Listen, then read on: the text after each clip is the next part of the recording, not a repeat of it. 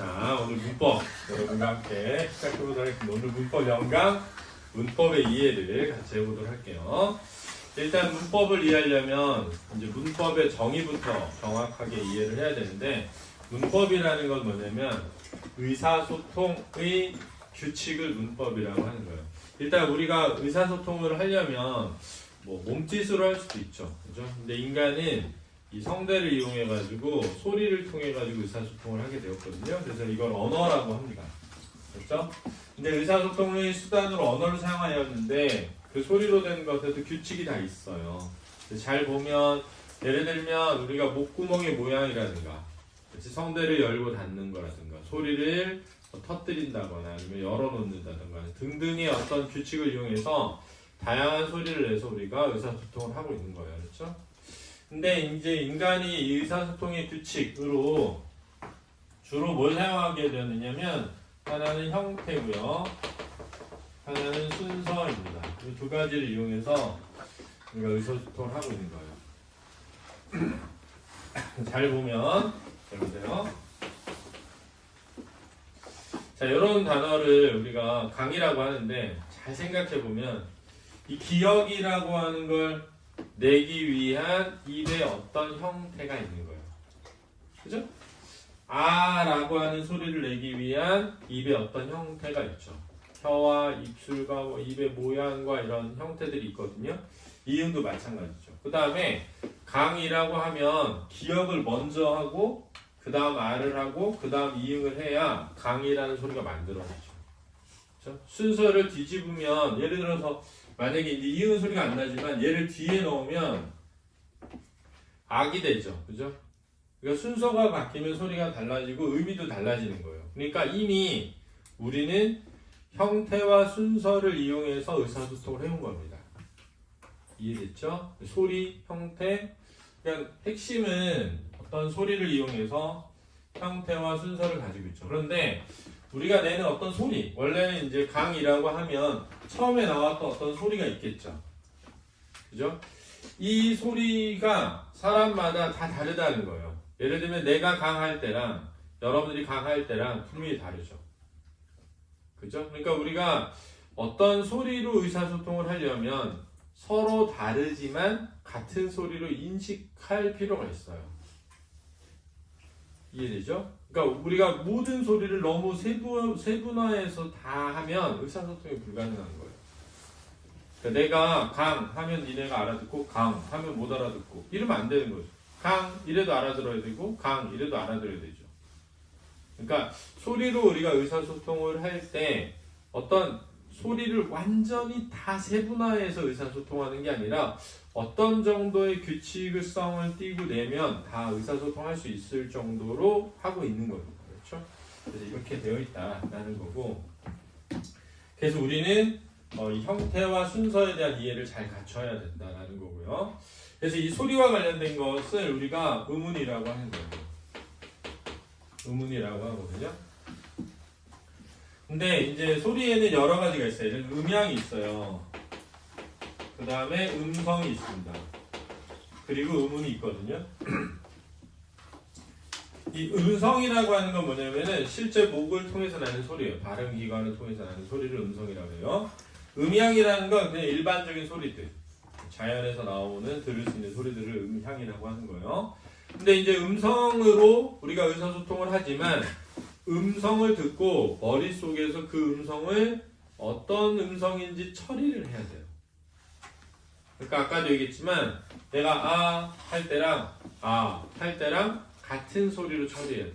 그걸 운이라고 하는 거야. 그러니까 어떻게 이해되냐면, 음향은 자연에서 나오는 소리고 음성은 사람의 성대를 통해 가지고 발음 기관을 통해서 나는 소리예요. 그 음성을 처리한 게 음운이 되는 겁니다. 그래서 음성은 물리적인 소리고 구체적인 소리지만 음운은 추상적인 소리고 관념적인 소리예요. 됐죠? 잘 이해돼야 된다. 그렇죠? 그래서 이 음운은 우리의 머릿속에서 어떤 소리를 처리한 결과값이다. 이렇게 이해되는 거예요. 그러니까 내가 하면 이렇게 처리하죠. 해도 이렇게 처리하죠. 했더니 이렇게 처리하는 거죠. 그러니까 소리의 모양이 달라도 그렇죠? 같은 소리로 처리하기도 하고 그렇죠? 다른 소리로 처리하기도 한다는 겁니다. 됐습니까? 이걸 뭐라고 한다고요? 음운이라고 하는 거예요. 이 음운에는 크게 보면 이제 음운이 어떤 체계로 이루어져 있느냐라는 음운의 체계에 대한 게 있고요. 그렇죠? 그 다음에 그 음운이 어떻게 실제 발음되면서 변화하는가라는 음운의 변화에 대한 게 있어요. 그렇죠? 문법에는. 이해됐죠? 자, 요거를 좀 잘 기억해 두시기 바랍니다. 그 다음에 이제 우리가 어떤 형태와 순서에 의해서 의사소통을 하게 되는데 가장 기본적으로는 이 형태를 기준으로 해서 단어를 만들어요. 단어를. 그렇죠? 단어를 만드는데 우리가 알다시피 단어에 종류가 있습니다. 이거를 뭐라고 하냐면 품사라고 하는 거죠. 그렇죠? 이거를 단어의 종류를 품사라고 하고요. 그 다음에 이 단어의 형성과 관련된 것들이 있어요. 단어의 형성. 그렇죠? 그래서 단일어냐 아니면 복합어냐 이렇게 그렇죠? 이런 단어와 관련된 종류와 단어의 형성에 대한 학문이 이렇게 만들어지고 발전해 가면서 어떻게 됐냐면 여기서 이 단어를 이루는 구성 요소에 대한 이해를 하기 시작했거든요. 거기서 나온 게 형태소라는 개념입니다. 그래서 형태의 요소죠. 형태를 이루는 요소. 그래서 형태소라는 개념이 나온 거예요. 그렇죠? 이해됐죠? 여기 잘 이해돼요. 자, 그래서 형태소까지 설명을 했고요. 그래서 형태에서 단어의 종류, 그렇죠? 그 단어와 관련되어 있는 것에서 단어의 종류인 품사에 대한 게 있고요. 네, 단어의 형성과 관련되어 있는 단일어 커버 있고요. 단어의 의미를 다루는 것이 있고요. 그리고 이 모든 것의 기본이 되는 형태소와 관련된 것들도 시험 문제 나온다라는 걸 알아두셔야 돼요. 그렇죠? 그 다음에 이제 이 단어들이 있는데 이 단어도 아까도 얘기했지만 순서가 있고, 그죠? 그다음에 소리를 낼 때도 순서가 있죠. 그죠? 그 소리를 적을 때도 순서가 있거든요.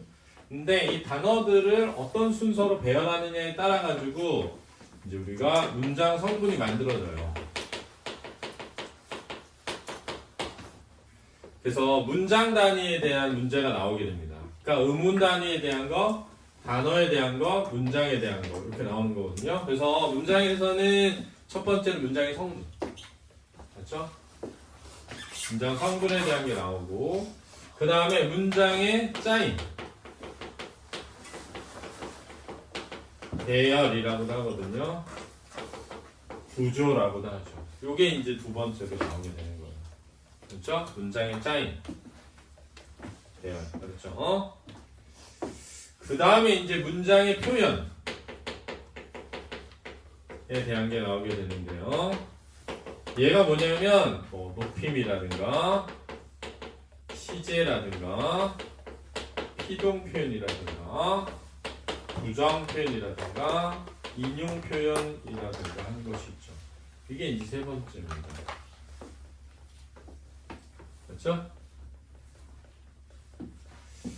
그 다음에 이제 두 개가 남았어요. 우리가 공부해야 되는 게 하나는 뭐냐면 어문 규정. 예를 들면 한글 맞춤법이라든가 외래어 표기법 같은 거 있죠. 우리말을 로마자로 표기하는 방법 이런 것들에 대한 게 있고요. 그 다음에 이제 국어사 파트가 있는 겁니다. 중세국어 문법이라든가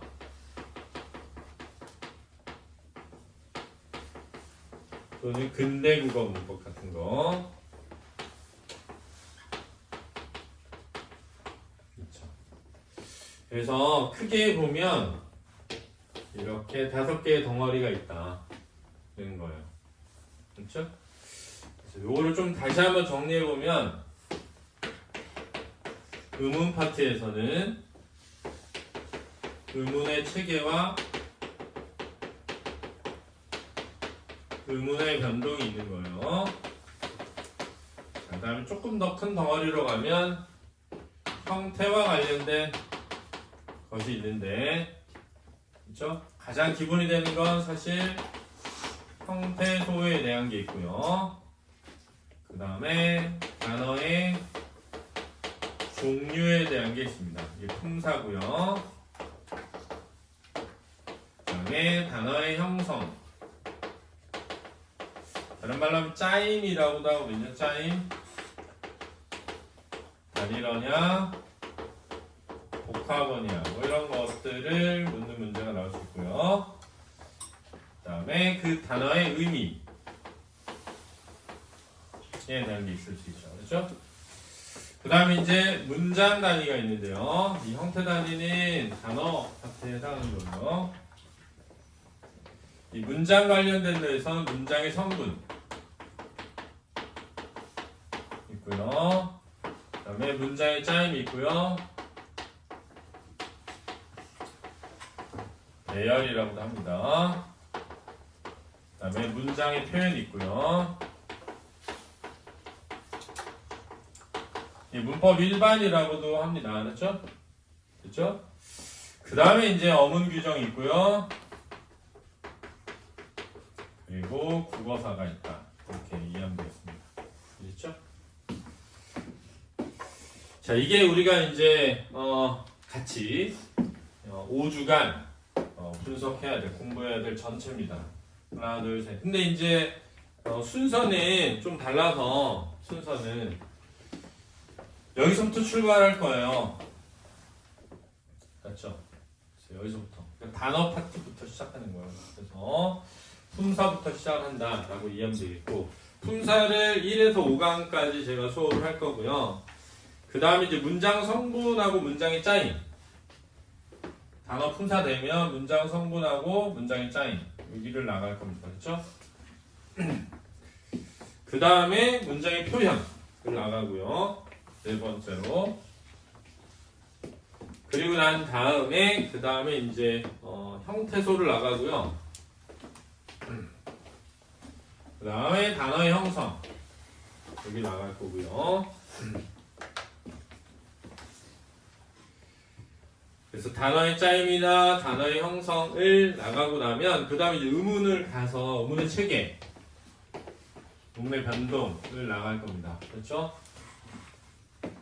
그게 이제 13강이고요. 그리고 나면 이제 어문 규정을 나가고요. 어문 규정을. 그리고 난 다음에 단어의 의미를 하고, 단어의 의미. 마지막에 국어사를 하면 우리 수업이 이제 정리가 되겠습니다. 알겠죠? 10개니까 범위가 다 같진 않아가지고 이제 한 번에 한 2개 정도씩은 나가야 10개를 다 끝낼 수 있겠죠? 그렇죠? 그래서 여러분들 집중해서 잘 들어주시면 한다. 그렇죠? 네, 수고했습니다.